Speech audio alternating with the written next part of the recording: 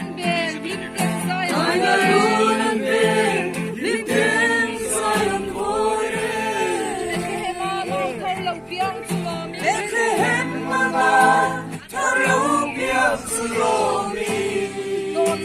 subscribe cho kênh Ghiền Mì Gõ